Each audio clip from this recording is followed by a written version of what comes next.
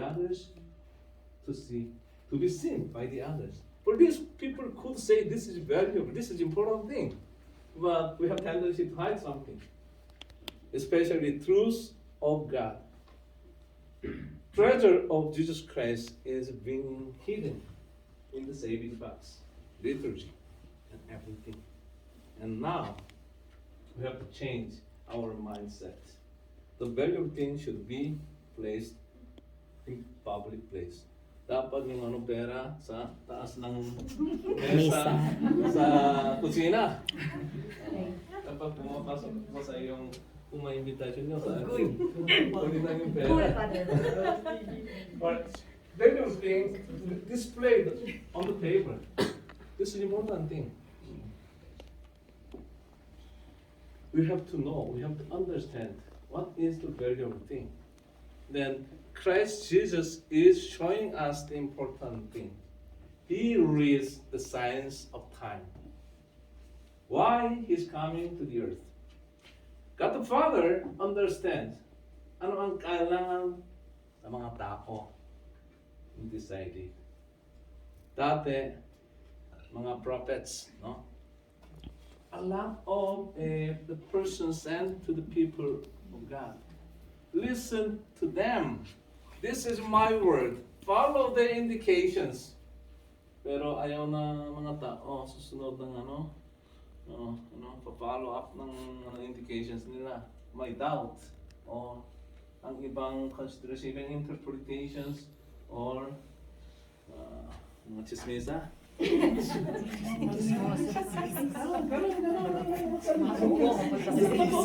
Marites. Mga marites.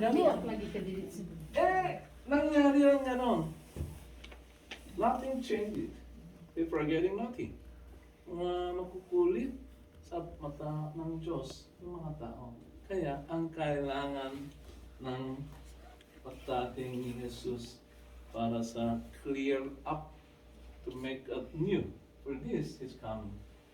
God the Father reads the signs of time. Ano ang kailangan? If you would like to understand of the necessity and important thing to be done, you have to know the situations. Diba? Kung wala na pera sa inyong bahay, anong kailangan nyo? Pumasok sa trabaho.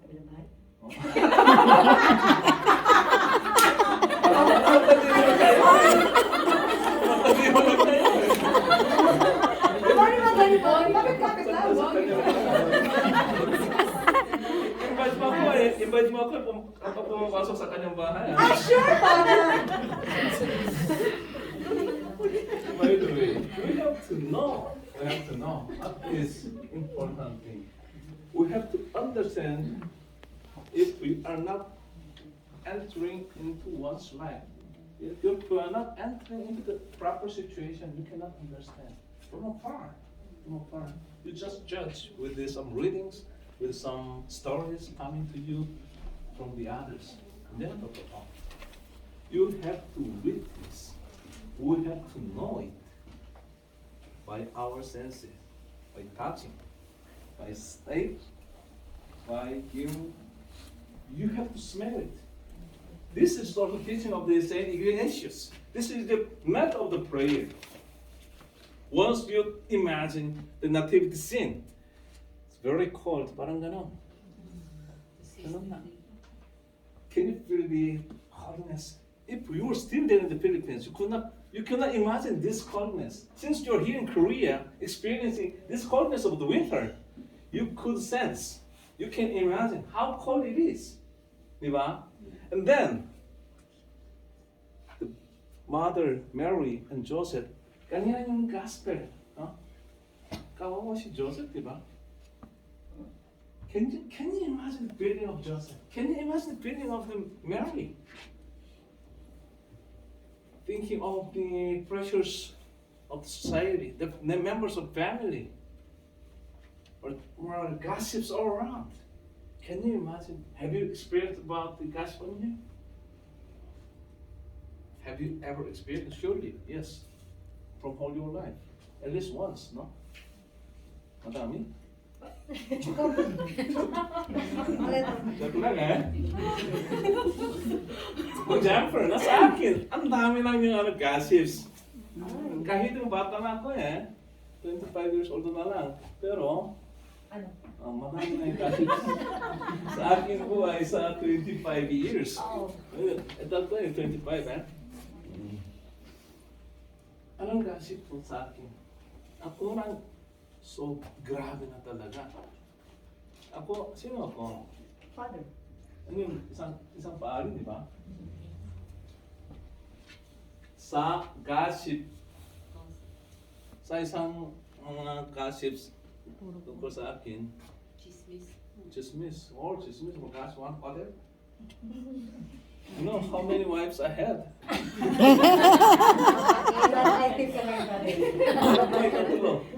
May tatlo asawa ko. Sa kanilang gossip, chismisa. Mga ilang anak sa akin. 5 yan. Oo. Sa unang asawa, 2 anak. Yung ikalawa, 1 lang. Tapos, pangatlo, 2 pa. Ano yung anak ko? Hindi ko alam saan yung anak ko. Ganun yung chismisa. Galing sa, hindi ko alam. Pero, may, kwentuhan nila sa parokya. Ibang parokya. May asawa ko. Itong parokya may isang asawa noon. 2 pa, gano'n. Gano'n na yung chismisa sa akin. Ang sakit na yung puso ko eh. Hindi lang sa akin lang. Kay nanay ko. Laring na siya. Ito yung kwentuhan ng mga tao. Mahalin si nanay ko. Dapat diba gano'n? Natural. Sa akin pa rin. Galing na galing ako. Pero what could be changed? Nothing yet. They did not enter into my life. They did not know about myself. And then they are making the stories. It could be happening to all of us. And the important thing is, God is understanding, entering into our life, understanding all the details of our life. For this is sending Jesus as a baby, as a form of human persons, to understand, to enter into the path of the human being, what would be done in this manner. Why these people could not listen to the prophets, whom I sent already. What happened to them? I get to know. For this lineage of Jesus Christ, yesterday the gospel, the genealogy of Christ Jesus was presented in that way, even gospel of today, in order to touch true life of the human being that is coming. This is the response to the signs of time. Let us try to enter into the life of the others before making a story. Understanding of their difficulties. There will be reasons if somebody is doing something wrong. When I was in the Philippines, I used to visit the city prison, city jail, para sa misa. Ang unang araw, takot na ako. Kasi yung mga tao. Hindi, parang namin kapila ng sobrang madami na yung mga prisoners. Wala nang space para sa misa. Tapos, on top of the building, may cage, parang cage. They were put all together para sa misa. Isang table para sa misa, maliin naman. At tapos, malapit lang yung mga tao, wala lang yung ito, upuan. Tapos mag-misa, pero yung mukha nila, minsan may yung tattoos around. Or some of them just occupying the space without any attention to the mass. Yung gestures of theirs, something not proper for the mass. Walang sagot sa homily ko. I entered into their assembly and I said something. all of a sudden they try to listen to me. If I had still more feelings of afraid to be with them, there would not be any communications. Just finish the mass. But after that, I realized I'm a priest. I'm celebrating the mass. There is no such a choice for me. I need to enter into the life of these people. I was touching them. I was listening to them, the stories of their things. Some of them truly horrible criminals. But there are also reasons why. They said something, and I said something. You know what? Members of my family before, my cousins, alam niyo, Geze, di ba? Geze Tongyong. Yung mga cousins na noon, sobrang grabe na talaga sila. Yung my cousins ko, yung pangulo ng itong grupo ng gangsters, they served ng 25 years in prison because he murdered another group of the gangsters.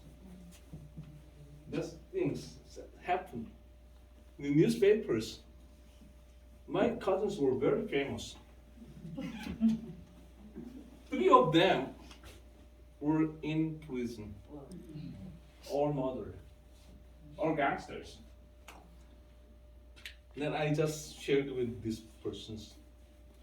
The God would like to come to us. You are celebrating the Mass. Who would like to enter into your life? God would like to open the door of the prison for you be free as it happened, no?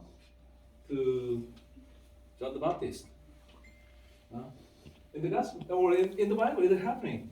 The angel of the Lord came into the prison, opened the door, and the disciples of Jesus come out. It might be happening to you, but never happened to you. However, people would like to enter into your life? No. God would like to enter into your life? Yes. And we as a Christian, I as a priest, should enter into their life. Not to judge the persons, but to understand and to carry out those, if there is a problem, to share the problems. If there are joy, we need to be joyful together. This is the way to read the signs of time. Let us see. Let us read the signs of time, signs of others' life. Not to judge, but to participate or to understand. This must be the way of life as a preparation of coming Christmas.